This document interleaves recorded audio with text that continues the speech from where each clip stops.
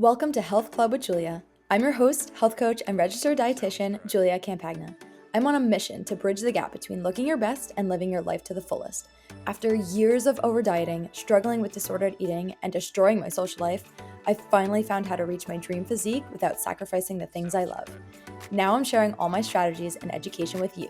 We'll be talking all things health, including hormones, metabolism, and lifestyle to help you cut out the confusion and start living. So get cozy and join the club. Hey guys, welcome back to another episode of the Health Club with Julia podcast. As always, I am so happy you are here. I want to dive in today about fertility. All things fertility, labs to check, the partner's side of it, signs and symptoms to look out for, what you can do, supplements, all the things. This is a really important part of life for women, right? If this is your goal to have children, this is something that a lot of women should be aware of and do take more seriously, once you get to a certain age and, you want to start trying and things like that. And fertility health is very important, obviously, to this piece of the puzzle. And so I first want to start off by saying that the partner does matter in this. A lot of the times I think females take it upon themselves to stress so much about their own health and what they need to be doing in order to, first of all, create a healthy baby, and second of all, make a healthy baby and help the pregnancy be healthy the whole time. And while yes, it is very important for the women to have good health in all things, to create and to help maintain a healthy pregnancy during the whole course of the pregnancy is very important for the women's health. It is also the job for the male as well. And I think we miss this piece of it, or we just don't take it as seriously as women do. Making a baby is two pieces of the puzzle. There are two. Women are the first, and your partner is the second. And so they also need to have a good health status in order to help improve the health of the baby. And so it's really important to also look at the partner's side of it. What are they eating? What is their exercise regimen like? Do they have any deficiencies as well? So again, it's important to get labs done as females who are trying to conceive and just see what's going on. It is also important to get labs checked as the partner going into this and seeing, okay, do I have anything wrong with me? Is there anything that I should be improving? And so I think right off the bat, it's really important to note that your partner is a big piece of this puzzle as well. They are half the piece of this puzzle in creating and conceiving this baby that you are trying to make. And so you have to take their health seriously as well. And so although I'm not going into all the male side of this, I'm focusing on obviously female health in regards to this episode. You should have your partner, male partner, go and get checked and get labs done, do the whole 9 yards, even take a prenatal. There are men's prenatals out there to improve fertility health. They should be taking one as well. That is something that is really not thought about at all. And I honestly, I feel like if I brought that up to people, they would probably say no, there's no men's prenatal, or, it's just not thought of. It's, again, put on the woman to kind of take on this role of you need to be as healthy as you can to help improve your fertility. It is the partner side as well. Have them take a prenatal. There's a lot of things to check in on the male side, but I won't go too far into that. But that was the first note that I wanted to mention. It takes two to tango, it really does, and your partner needs to take their health seriously just like you are trying to take your health seriously. So that's first and foremost. But there's a couple things that you should be thinking about when trying to conceive and overall improve your fertility. So the first thing was, were you on birth control, hormonal birth control at any point, and how long ago was that.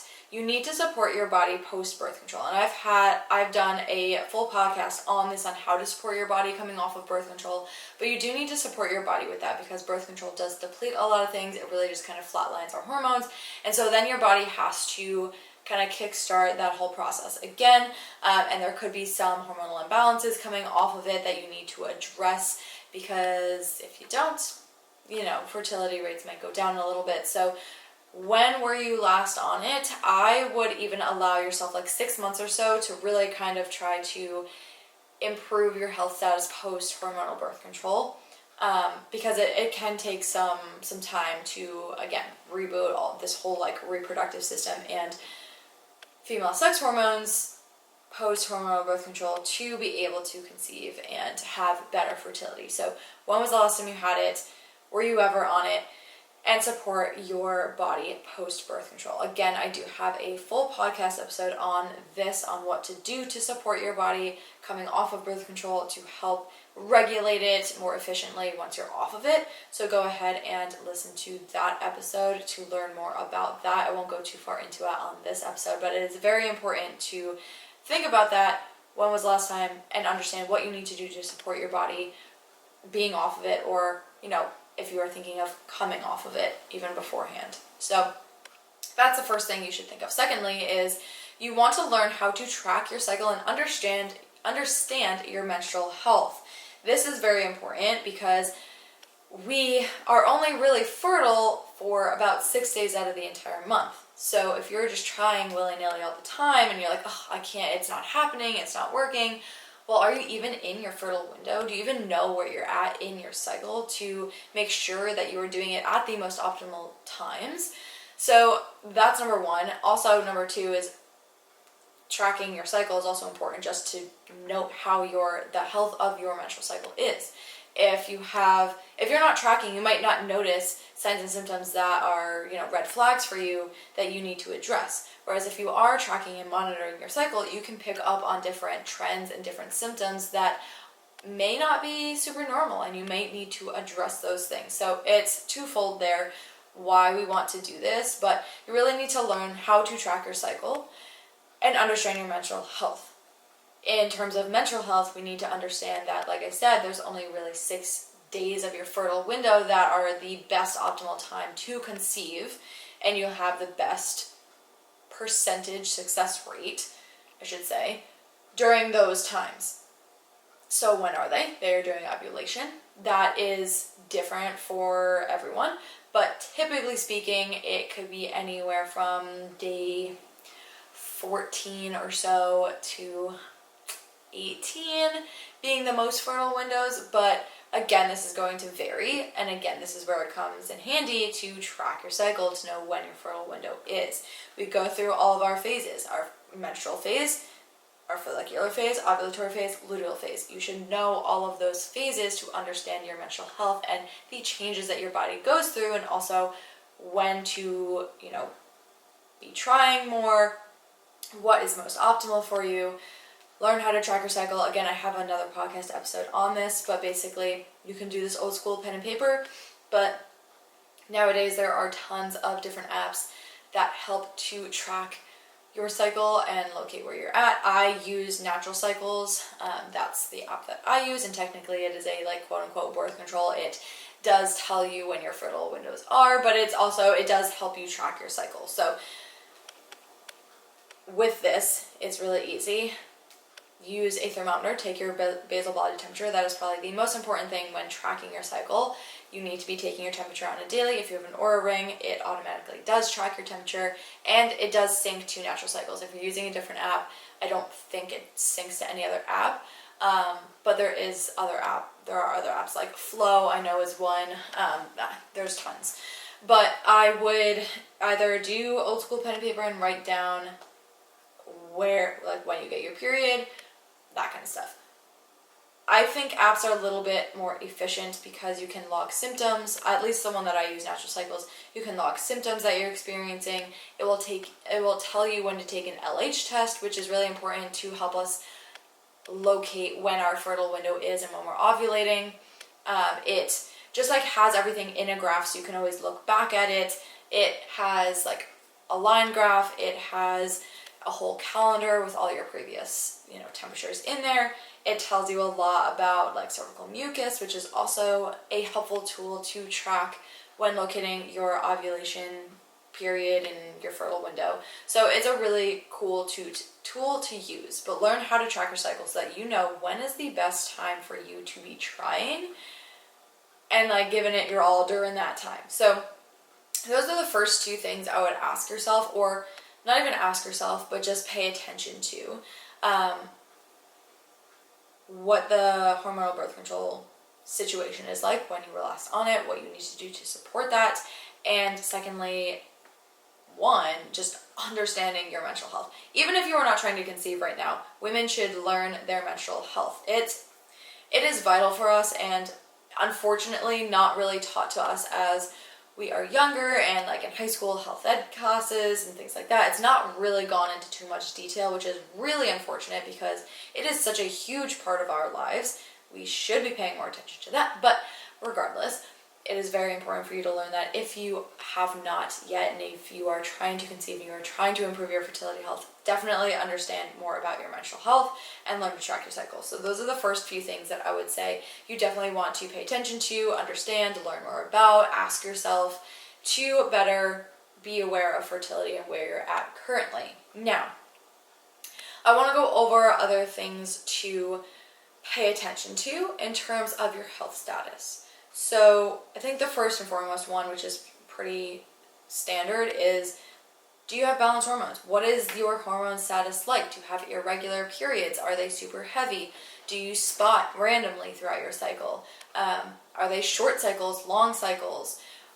What is the health status of your hormones? Are they balanced, or is something going on that we need to address a little bit deeper? Obviously, if you have irregular periods, cycles, and your hormones are not balanced, that can affect your fertility health. So that's the first thing, is just what is the health status of your sex hormones? And I'm going to talk about, what to check and labs to check for this in a few minutes, but that's going to be the first one.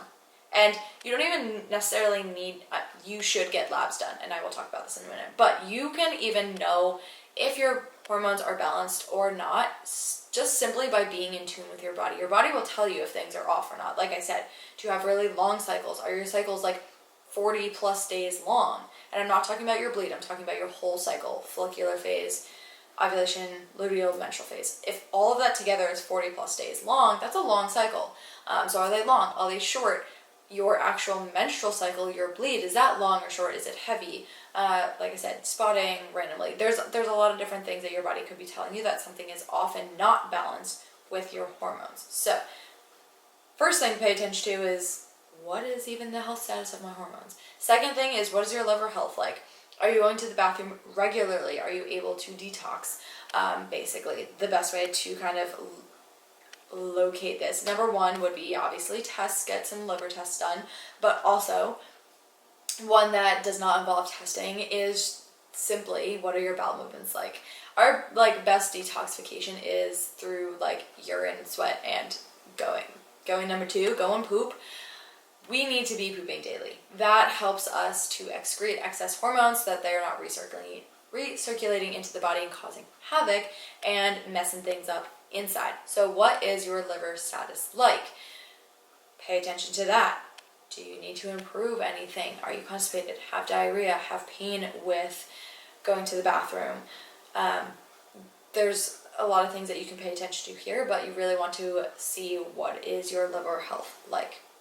Kind of tying into that is your gut health. You also want to be paying attention to your gut health and your microbiome. This is super important. Your gut health is tied directly to many things: brain health, reproductive health, all the things. It's your quote unquote second brain is what it's called. It has a big impact on pretty much everything, and it is directly tied to most things. It has an impact on everything. And so if something is off with your gut health and your microbiome, odds are something else might be off as well. And again, then we have to go into checking that. We have to work on healing that. That can affect your fertility. So you want to, in terms of this, what is your immune system function like? Do you get sick very often? Really kind of check on your immune system. Best way to see that is, again, do you get sick? What is your digestion like? Again, are you going to the bathroom regularly? Do you bloat all the time? Are you gassy all the time? Do you feel really tired? Check your stool too. Do you have a lot of mucus in your stool?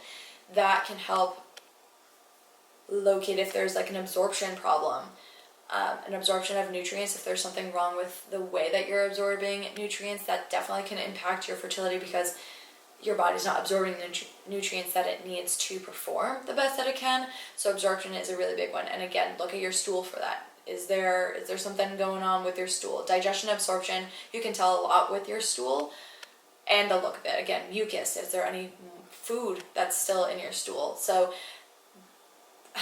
it sounds kind of gross, I know, but this is part of my job, and it's normal, right? We all go to the bathroom. Most people who are listening to this podcast are females, so we all go to the bathroom. It is part of human species, and not even human species, just any living thing, really, besides plants. Y'all go to the bathroom, y'all poop.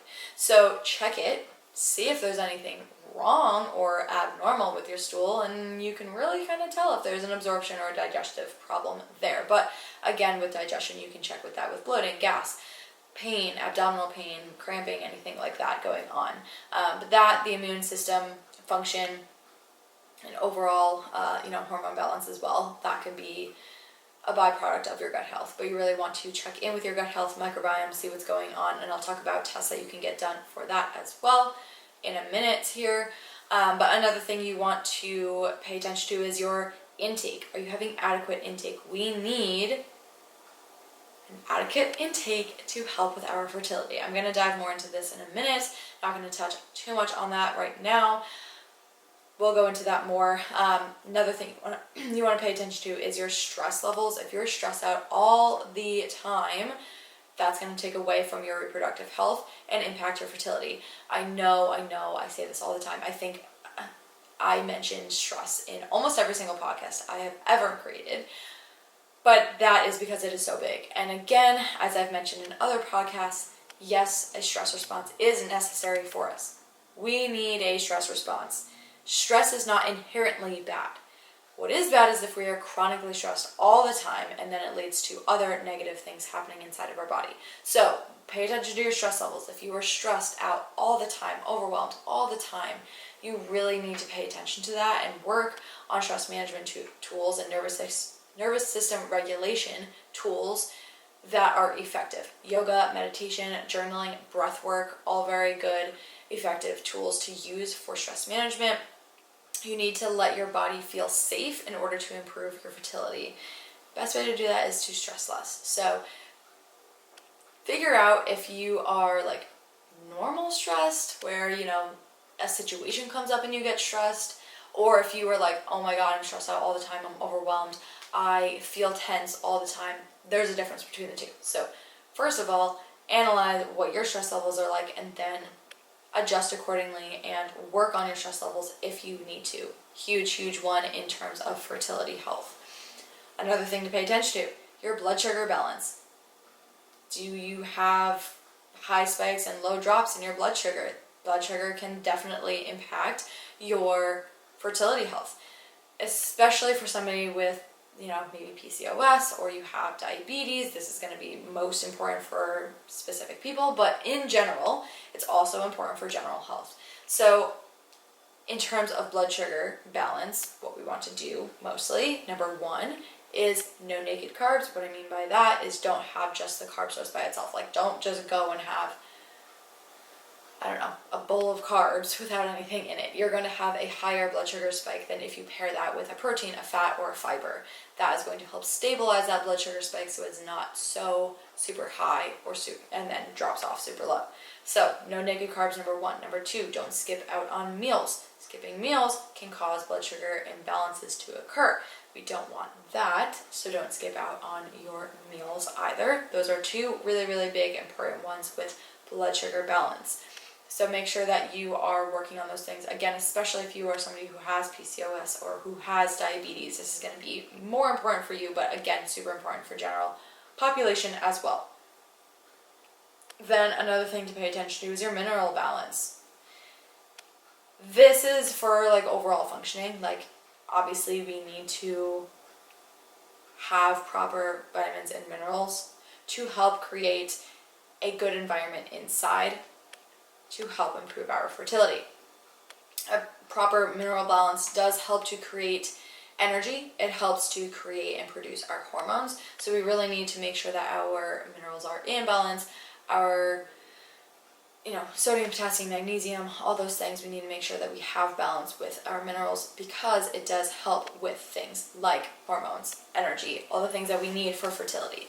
So making sure that we have proper mineral balance, we can check that through labs. Again, I will touch more on this in a minute, but making sure that we have proper mineral balance, and like those are some major things to think about and pay attention to with your health. And I know that was a long list. That's 1, 2, 3, 4, 5, 6, 7 things that I put on the list. And there's probably more than that too. But these are some things that you really should pay attention to. It's a lot, I know, especially for somebody that maybe wasn't really too keen on paying attention to these things in the past, and now you're looking to get pregnant and improve your fertility health, and now it might feel overwhelming. But start off slow, locate what your biggest areas of improvement are, and start with those things first. Like for example, if you have an imbalance in your hormones, obviously that's a really important one. You should probably work on that first and foremost.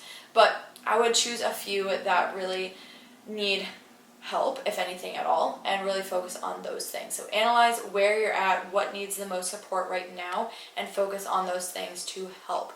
But these are just some things to pay attention to, and now I want to go into a little bit more detail with some of these things as well. So we are going to start with some labs to get done and things to pay attention to in terms of thyroid health and sex hormones. So I already talked about balanced hormones and some things that you could pay attention to with just biofeedback. And what I mean by biofeedback is your body telling you something is off. So there will be symptoms that you experience to like say something is off with your hormones or off with your body in general and how it's functioning.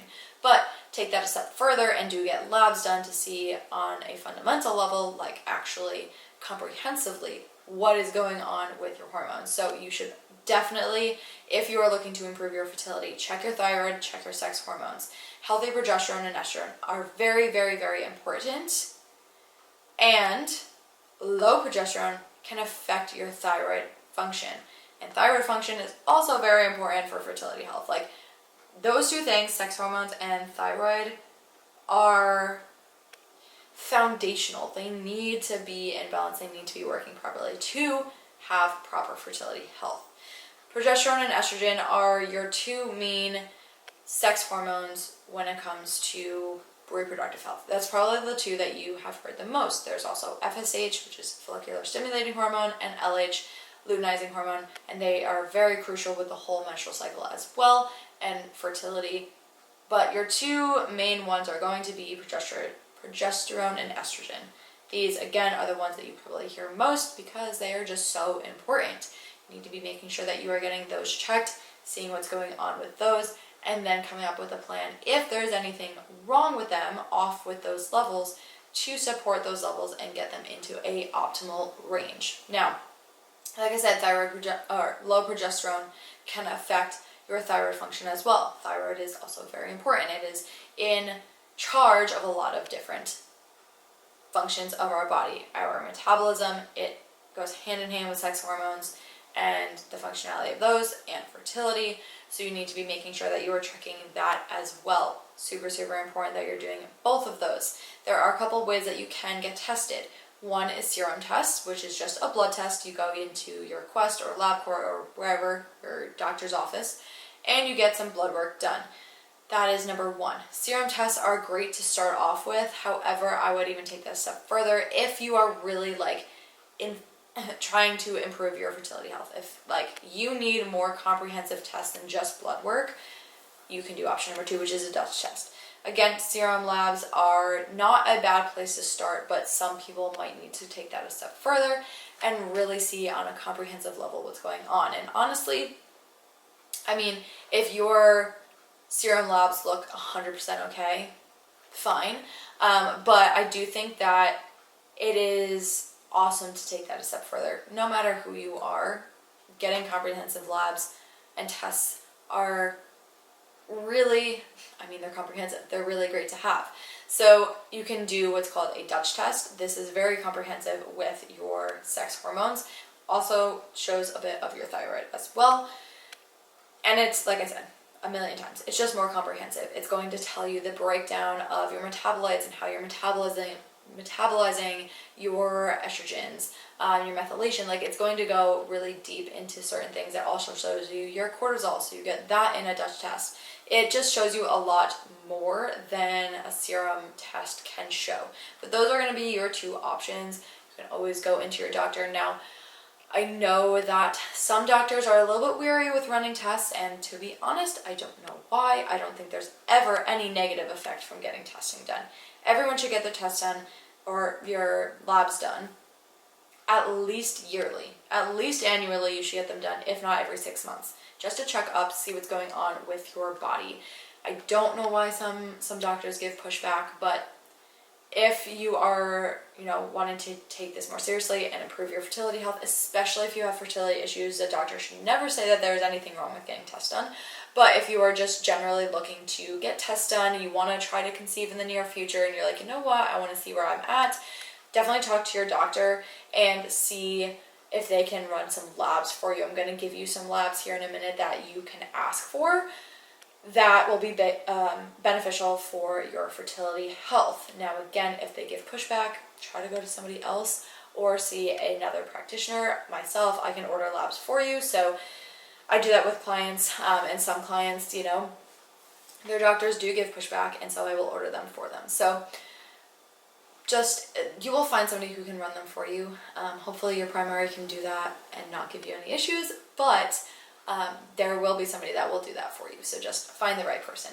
But I want to give you some labs that you can get tested and ask your doctor for when thinking about your thyroid and your sex hormones. So on a basic level, these basic ones are ones that you definitely want to have in there. So again, we're talking about fertility health. So with the basic labs that I would have anybody get done is your total estrogen, your estradiol, your progesterone, your testosterone, your DHEA, your TSH, which is a thyroid hormone, free T3, free T4, also thyroid, your LH and FSH, and your AMH. This will help to test your egg supply, which is important. Again, especially if you do have fertility issues, make sure that they are testing this. It will help show you your egg supply. So, side note, that's very important.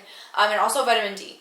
These are the ones that are on a basic level very important. So these should be in everybody's lab work for fertility health. You should be checking all of these things.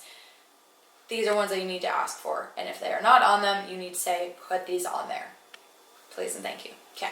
Now, on a more comprehensive level, if you want to check more than just the basic, if you want to get like a really, really clearer overview on how your overall body is functioning, because the overall function of your body is very important, right? Sex hormones, thyroid, they're important for fertility health, but so is the general functionality of your body. So on a more comprehensive level, I would get everything that I mentioned from the basic labs that I would want done, plus these ones that I'm going to mention now. So TPO, reverse T3, TGAB, free and total testosterone. So taking testosterone from the basic one a step further, both free and total.